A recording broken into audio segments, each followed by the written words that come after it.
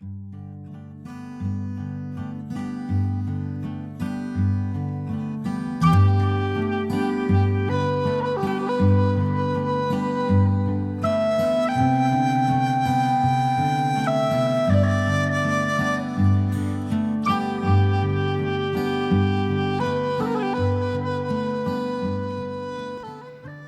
the third month after the Israelites left Egypt, on the very day they came to the desert of Sinai. After they set out from Rephidim, they entered the desert of Sinai, and Israel camped there in the desert in front of the mountain. Then Moses went up to God, and the Lord called to him from the mountain and said, "This is what you are to say to the house of Jacob, and what you are to tell the people of Israel. You yourselves have seen what I did to Egypt, and how I carried you on eagle's wings and brought you to myself. Now, if you obey me fully and keep my covenant, then out of all nations you will be my treasured possession. Although the whole earth is mine, you will be for me a kingdom of priests and a holy nation. These are the words you are to speak to the Israelites."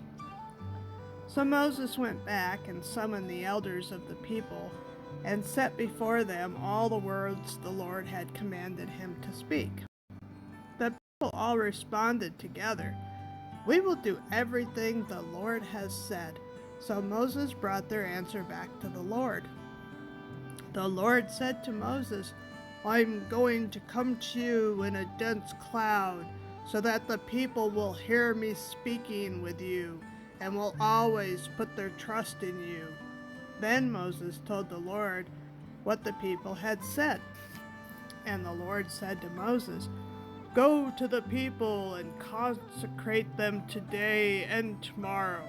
Have them wash their clothes and be ready by the third day, because on that day the Lord will come down on Mount Sinai in the sight of all the people. Put limits for the people around the mountain and tell them, 'Be careful that you do not go up the mountain or touch the foot of it. Whoever touches the mountain shall surely be put to death. He shall surely be stoned or shot with arrows. Not a hand is to be laid on him. Whether man or animal, he shall not be permitted to live. Only when the ram's horn sounds a long blast may they go up to the mountain." After Moses had gone down the mountain to the people, he consecrated them, and they washed their clothes. Then he said to the people, "Prepare yourselves for the third day. Abstain from sexual relations." On the morning of the third day, there was thunder and lightning, with a thick cloud over the mountain, and a very loud trumpet blast. Everyone in the camp trembled. Then Moses led the people out of the camp to meet God, and they stood at the foot of the mountain. Mount Sinai was covered with smoke, because the Lord descended on it in fire. The smoke billowed up from it like smoke from a furnace.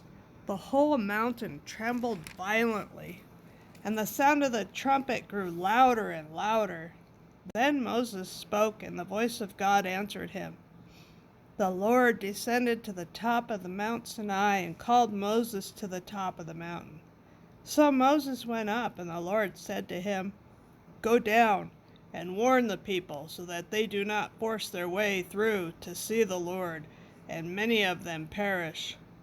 Even the priests who approach the Lord must consecrate themselves, or the Lord will break out against them."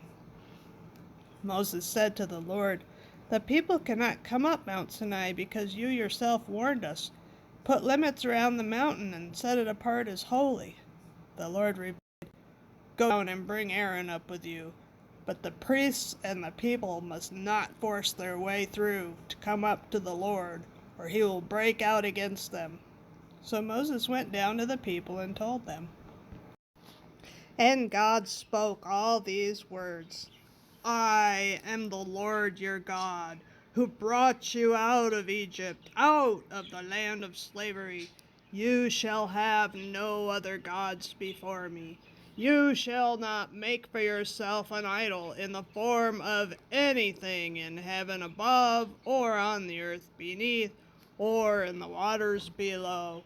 You shall not bow down to them or worship them, for I, the Lord your God, am a jealous God, punishing the children for the sin of the fathers to the third and fourth generation of those who hate me, but showing love to 1,000 generations of those who love me and keep my commandments.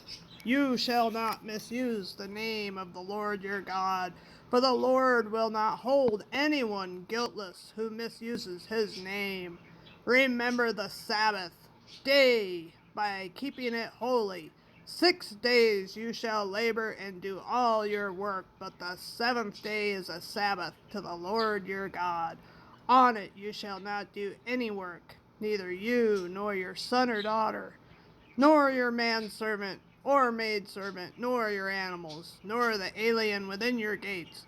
For in 6 days the Lord made the heavens and the earth, and the sea and all that is in them, but he rested on the seventh day. Therefore the Lord blessed the Sabbath day and made it holy.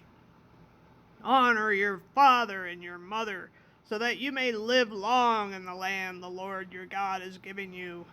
You shall not murder. You shall not commit adultery. You shall not steal. You shall not give false testimony against your neighbor. You shall not covet your neighbor's house.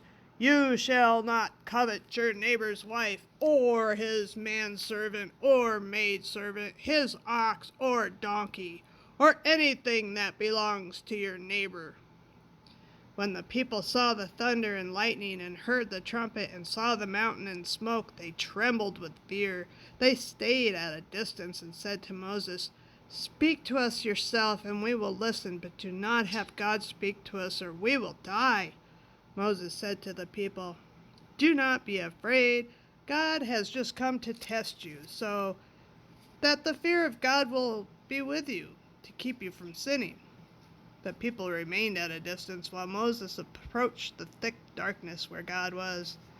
Then the Lord said to Moses, "Tell the Israelites this: You have seen for yourselves that I have spoken to you from heaven. Do not make any gods to be alongside me. Do not make for yourselves gods of silver or gods of gold. Make an altar of earth for me, and sacrifice on it your burnt offerings and fellowship offerings, your sheep and goats and your cattle. Wherever I cause my name to be honored, I will come to you and bless you. If you make an altar of stones for me, do not build it with dressed stones, for you will defile it if you use a tool on it. And do not go up to my altar on steps, lest your nakedness be exposed on it."